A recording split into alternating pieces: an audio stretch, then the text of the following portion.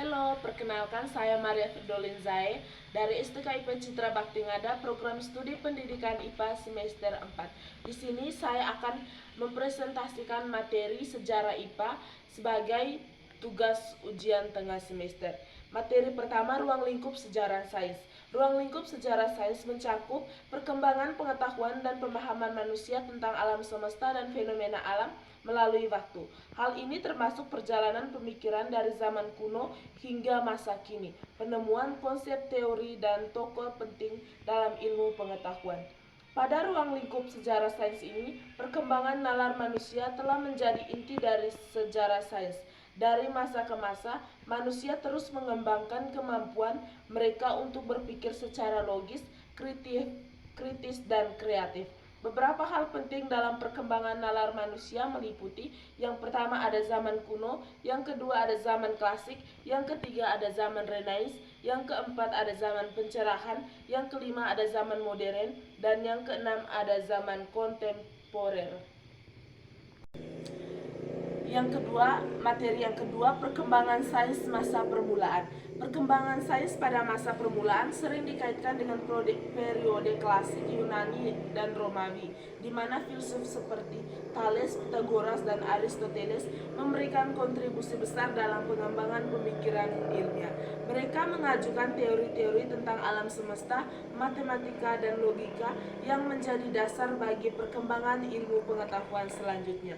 Perkembangan sains pada masa permulaan ditandai oleh pencarian manusia untuk pemahaman yang lebih baik tentang alam semesta dan diri sendiri. Setiap peradaban kuno memiliki kontribusi unik dalam perkembangan ilmu pengetahuan. Yang pertama, di Mesir kuno, misalnya, mereka membuat kemajuan dalam bidang matematika, astronomi, dan teknik bangunan piramida. Yang kedua, di Mesopotamia, mereka mengembangkan sistem angka berbasis 60 dan meneliti astronomi dengan perbuatan kalender. Sementara itu, peradaban Maya mengembangkan sistem penanggalan yang sangat akurat, yang memiliki pengetahuan matematika yang maju termasuk penggunaan nol dalam sistem bilangan.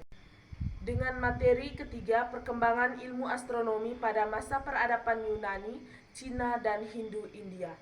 Yang pertama, masa Yunani. Astronomi Yunani kuno sangat dipengaruhi oleh filsuf seperti Aristoteles dan Ptolemeus. Mereka mengembangkan model geosentris yang mendapatkan bumi di pusat alam semesta. Namun, Aristarchus dari Samos mencetus model heliosentris yang memposisikan matahari sebagai pusatnya, walaupun gagasan ini baru diakui kemudian oleh Copernicus. Yang kedua, zaman Cina astronomi. Cina astronomi mencatat gerhana, pergerakan bintang dan planet. Mereka mengembangkan kalender yang kompleks dan melihat pola bintang unik untuk memprediksi musim tanam dan panen. Yang ketiga ada India Hindu.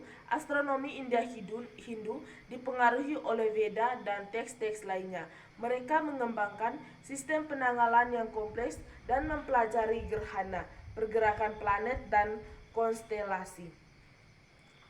Penemuan-penemuan dari zaman peradaban: yang pertama zaman Yunani, ada penemuan model geosentris. Yang kedua ada penemuan heliosentris.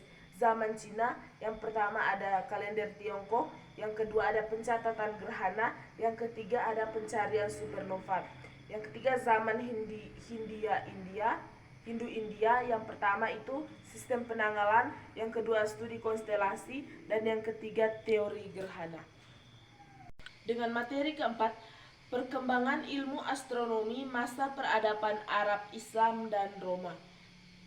Yang pertama, perkembangan ilmu astronomi masa peradaban Arab Islam.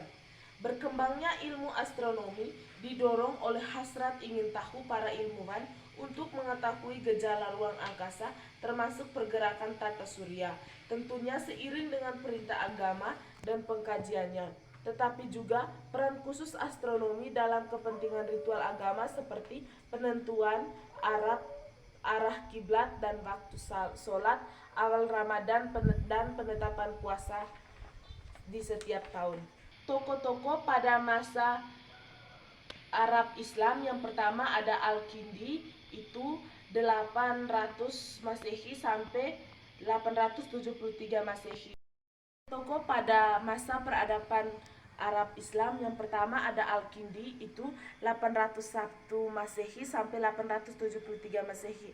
Yang kedua ada Al-Batani, 850 sampai 929 Masehi. Yang ketiga ada Muhammad Al-Fazari, 777 Masehi. Yang keempat ada Al-Gargani, sekitar 865 Masehi, dan yang kelima ada Samsuddin Abu Abdullah Muhammad bin Muhammad Al-Kaila Al-Maiti. Yang kedua, perkembangan ilmu astronomi masa peradaban Roma. Zaman ini berlangsung pada awal abad ke-14 Masehi sampai dengan abad 17 Masehi. Astronomi akhir abad pertengahan ini didasarkan pada model geosentris yang dijelaskan oleh Claude Ptolemeus di zaman kuno. Tokoh-tokoh masa peradaban Roma yang pertama ada Nicolaus Copernicus, itu 1473 Masehi sampai 1543 Masehi. Yang kedua ada Galileo Galilei, itu 1564 Masehi sampai 1642 Masehi. Yang ketiga ada Cito Barahe, itu 1546 Masehi sampai 1601 Masehi. Yang keempat ada Johannes Kepler, 1571 Masehi sampai 1630 Masehi. Dengan materi kelima, perkembangan ilmu fisika masa pra-Renaissance. Sebelum era Renaissance, fisika masih dalam tahap perkembangan yang sangat awal. Pada masa itu, filsuf Yunani seperti Aristoteles dan Plato menyumbangkan konsep-konsep tentang alam semesta dan materi.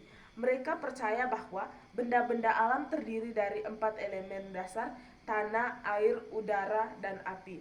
Aristoteles juga mengembangkan teori gerakan benda yang mendominasi pemikiran fisikawan untuk beberapa waktu. Selain itu, Al-Khwarizmi, seorang ilmuwan dan matematikawan Muslim, juga memainkan peran penting dalam pengembangan ilmu fisika pra-Renaissance dengan karyanya dalam aljabar dan astronomi.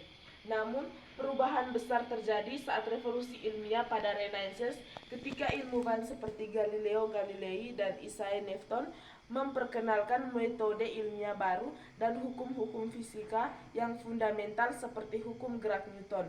Hal ini membuka jalan bagi perkembangan pesat ilmu fisika seperti yang kita kenal saat ini.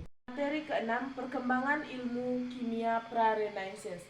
Perkembangan ilmu kimia pra-Renaissance atau sering disebut sebagai alkimia dipengaruhi oleh budaya Mesir kuno, Yunani, dan Arab.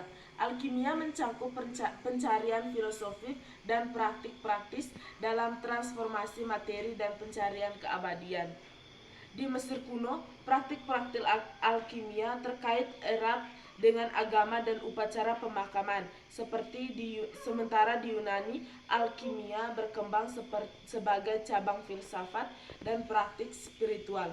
Aristoteles dan alkimis Helesintik seperti Zosimos dari Phonapolis mengkontribusi pada pemikiran alkimia. Meskipun dianggap lebih sebagai tradisi spiritual dan filosofis, alkimia pra-Renaissance memberikan landasan penting bagi perkembangan ilmu kimia modern. Konsep-konsep dan praktik-praktik yang ditemukan dalam alkimia membentuk fondasi bagi metode ilmiah dan pemahaman modern tentang materi dan reaksi kimia. Dengan materi ketujuh, perkembangan ilmu fisika masa Renaissance abad ke-18. Pada masa Renaissance hingga abad ke-18, ilmu fisika mengalami lonjakan pengetahuan dan revolusi pemikiran yang signifikan. Yang pertama, dari ahli Galileo Galilei. Dengan penemuan teleskopnya, Galileo mengamati langit dan menemukan bukti yang mendukung model heliosentris. Hal ini ia juga mengembangkan hukum gerak, memperkenalkan konsep inersia, dan melakukan eksperimen yang mengubah pemahaman kita tentang gerak benda. Yang kedua, Isaac Newton. Newton menyusun 3 hukum gerak dan hukum gravitasi universal membentuk fondasi fisika klasik. Yang ketiga ada perkembangan dalam elektrotisme.